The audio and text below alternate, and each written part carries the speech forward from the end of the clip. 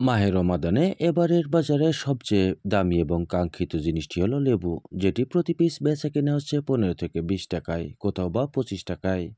যদিও বছরের অন্যান্য সময়ে লেবু বেচা কেনা হয়ে থাকে 2 থেকে 5 টাকায়। এর পরের স্থানে রয়েছে উচ্ছে, যার বেচা কেনা প্রতি কেজি 90 থেকে 120 টাকা। এছাড়াও রয়েছে মাটির নিচের আলু, যেটির কেজি রমাদানের পূর্বে 60 টাকা হলেও এখন সোনার হরিণ হিসাবে 100 টাকা ধরে রেখেছে। আরও একটি জনপ্রিয় ফল তরমুজ। বছরের অন্য সময় এর চাহিদা বা তেমন একটা মূল্যায়ন না থাকলেও রমাদানে যার কদর বেড়ে যায় দ্বিগুণ, যে কারণে 50 থেকে 100 টাকা পিসের তরমুজ ব্যবসায়ীরা 60 থেকে 70 টাকা কেজি দরে বিক্রি করে থাকে। অবশ্য বড় সাইজের একটি তরমুজ মেহেরপুর থেকে ব্যবসায়ীরা 300 থেকে 320 টাকায় কিনে বাজারে কেটে বিক্রি করলে 700 টাকায় বিক্রি করতে পারে, আর না কেটে 500 টাকায় অনায়াসে বিক্রি করা হয়ে থাকে। আর আমরা তা কেনার জন্য হুমড়ি খেয়ে পড়ি। জানিয়ে রাখি, আজ 7ই রমাদান। আজকে তুলে ধরার চেষ্টা করব মেহেরপুরের গাংনী উপজেলার হিন্দা বাজারের চিত্র। যদিও এ বাজারে খুব কম সংখ্যক ক্রেতা বিক্রেতার উপস্থিতি পরিলক্ষিত হয়। সাধারণত হিন্দা, হিজলবাড়িয়া, কুলবাড়িয়া, মাইলমারি ও ভোমরদহ এলাকার কিছু লোকজন এখানে বাজার করে থাকে। আর ব্যবসায়ের অধিকাংশই হচ্ছেন মাইলমারি, হিন্দা, হিজলবাড়িয়া, ভোমরদহ ও তেঁতুলবাড়িয়া এলাকার।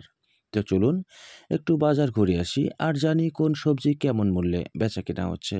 দেখছেন, বাজারে কিন্তু বেশ টাটকা শাকসবজি রয়েছে।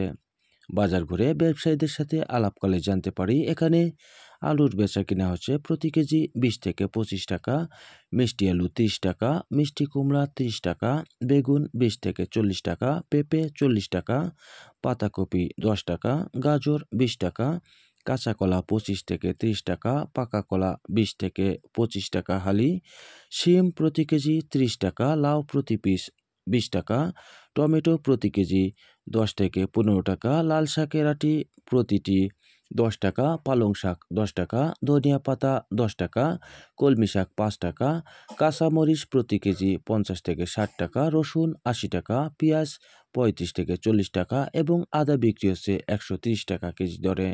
এছাড়াও মাছের বাজারে প্রতি কেজি মাছ 160 টাকা থেকে 220 টাকা কেজি দরে বিক্রি হচ্ছে।